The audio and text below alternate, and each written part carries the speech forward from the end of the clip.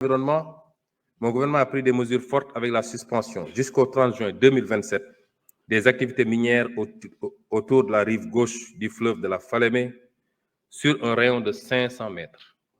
Dans le domaine des infrastructures physiques, mon gouvernement a réalisé un état des lieux des programmes et projets de construction d'infrastructures routières, portuaires et aéroportuaires.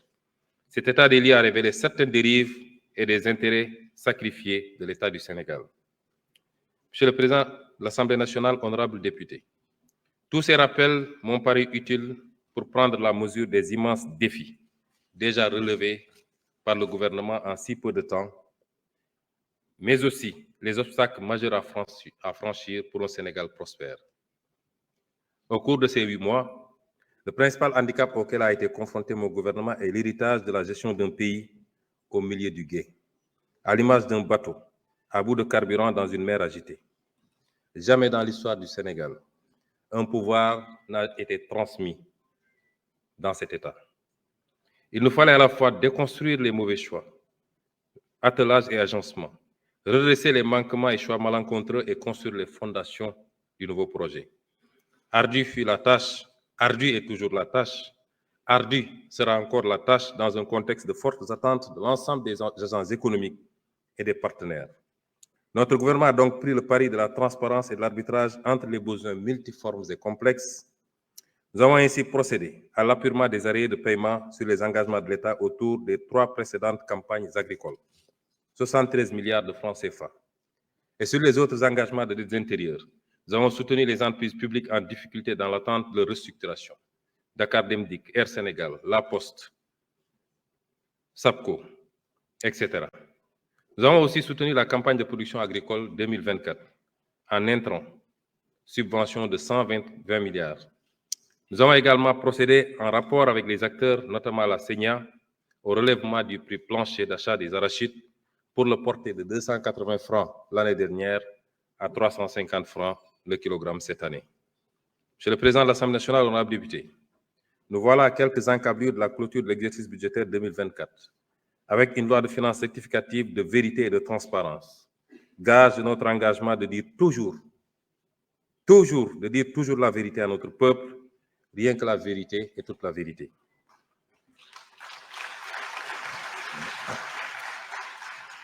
Nous n'avons pas pu tout faire, nous n'avons pas pu tout satisfaire tout un chacun malgré notre extrême conscience de l'impact sur les opérateurs économiques qui ont eu à contracter avec l'État avant l'arrivée au pouvoir de notre régime. Certains d'entre eux sont malheureusement, à tout le moins, co-auteurs avec l'État des dérives constatées, en acceptant d'exécuter des marchés par anticipation et quelquefois sans contrat.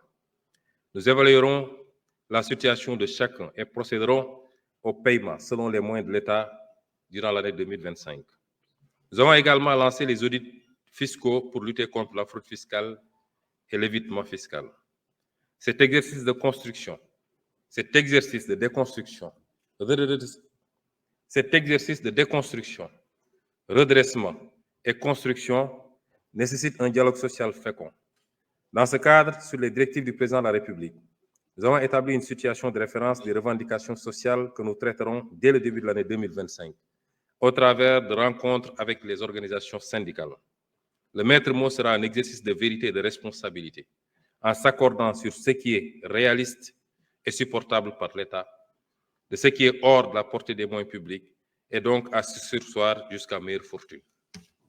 Monsieur le Président de la République, Monsieur le Président de l'Assemblée nationale, ça fait longtemps que j'ai été absent de l'Assemblée, et ça, chaque minute, je siège à...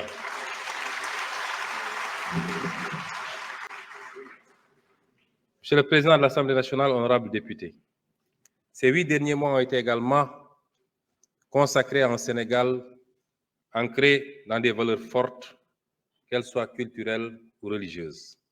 Dans le domaine de la culture, nous avons renforcé les acquis culturels et engagé des réflexions pour le renouveau culturel du pays. Nous avons également répondu à une vieille doléance des artistes en adoptant en octobre 2024 un décret sur la rémunération de la copie privée. Nous avons aussi préservé, en l'achetant, la bibliothèque de l'ancien président Léopold Sédar Senghor qui avait été mise aux enchères.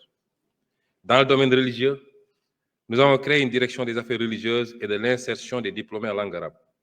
Nous avons également assuré le soutien habituel aux principales manifestations des confréries religieuses musulmanes et de l'Église catholique.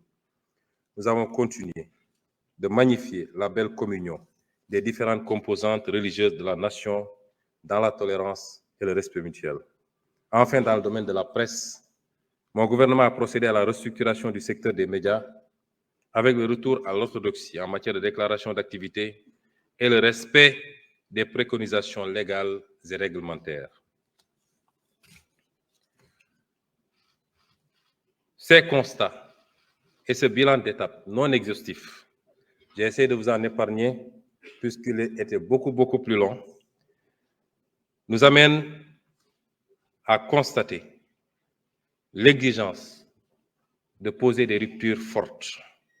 Des ruptures à poser, Monsieur le Président de l'Assemblée nationale, honorables députés. L'état des lieux dressé sur ce dossier est particulièrement grave.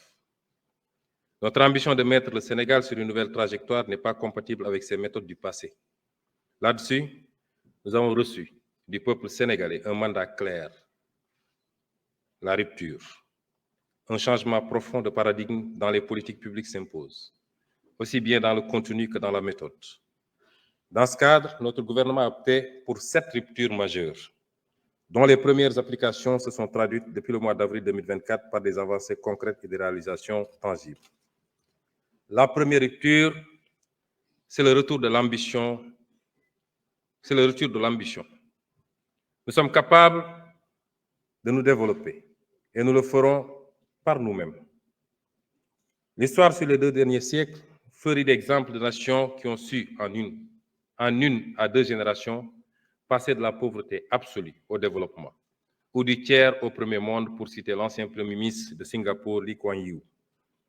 Voilà l'ambition que nous avons pour notre pays. Pour cela, nous devons commencer par nous regarder autrement, pour croire en nous-mêmes. 3 siècles de traite, d'asservissement et de dépendance ont sournoisement diffusé un complexe du colonisé. Nous devons en sortir et inculquer à nos enfants une culture de fierté et d'ambition. Nous devons en outre sortir de la défiance mutuelle et voir l'avenir en confiance. Nous devons avoir une confiance paisible, mais inébranlable, en nous-mêmes et au génie de notre peuple. Confiance en nos compétences locales pour penser notre développement. Confiance en notre secteur privé national, dans le cadre d'un patriotisme économique réfléchi, stratégique et assumé, pour valoriser pleinement nos ressources locales et développer des moteurs de croissance endogènes et compétitifs.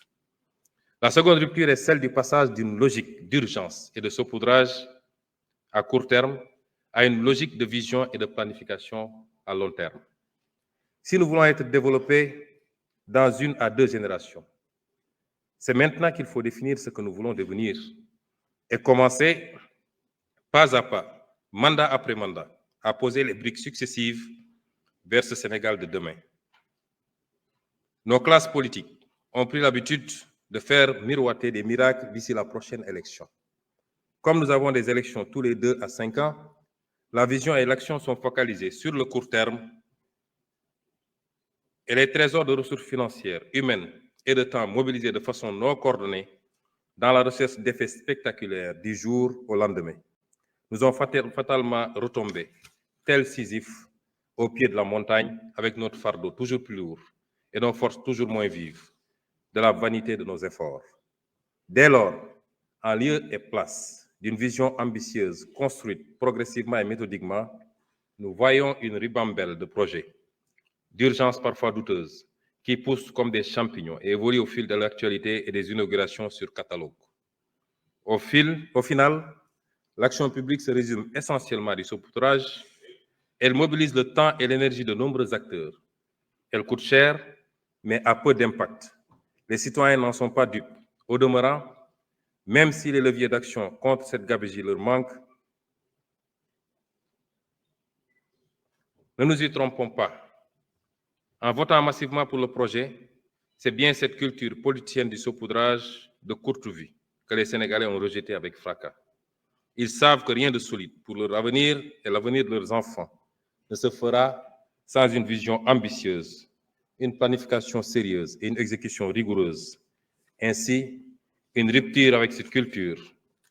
Notre gouvernement, en rupture avec cette culture, notre gouvernement définira de façon précise le Sénégal que nous voulons pour demain non pas nous confinant à 2 ans, 5 ans ou la prochaine élection, mais armés d'une vision à 25 ans qui nous permette de nous attaquer de façon résolue aux batailles prioritaires pour sa mise en œuvre. Par ce moyen seulement, nous pourrons adopter des réponses sérieuses et durables aux aspirations des Sénégalais, en finalisant certaines et en initiant d'autres, en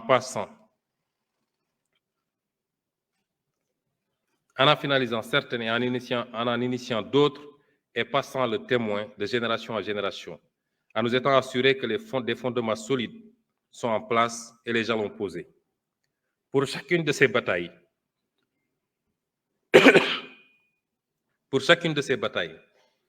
notre gouvernement communiquera de façon honnête, transparente et responsable avec les citoyens. L'obsession de la prochaine élection, les pressions politiques du moment ne doivent pas dévier les actions sur le court terme et produire des effets détournés dans la conduite de politique et de décisions qui exigent une vision à long terme. C'est maintenant qu'il faut redonner au plan son rôle et sa dimension diaïste au sens du président Mamadou Dia.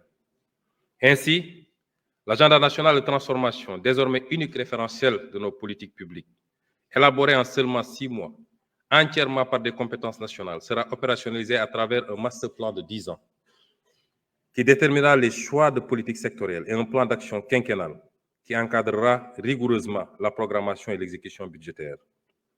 La troisième rupture est celle d'une logique de dépense à une logique de résultat. Le sentiment largement diffusé aujourd'hui, c'est que l'impact d'une activité se mesure au montant dépensé. Il y a toujours des inondations. Pourtant, nous avons dépensé des milliards. L'agriculture sénégalaise va mal, mais non. Regardez tout ce qu'on a dépensé en subventions et en machines. Cette culture apparaît dans toute l'ironie de sa splendeur lorsqu'on présente un budget de 7 000 milliards comme une prouesse.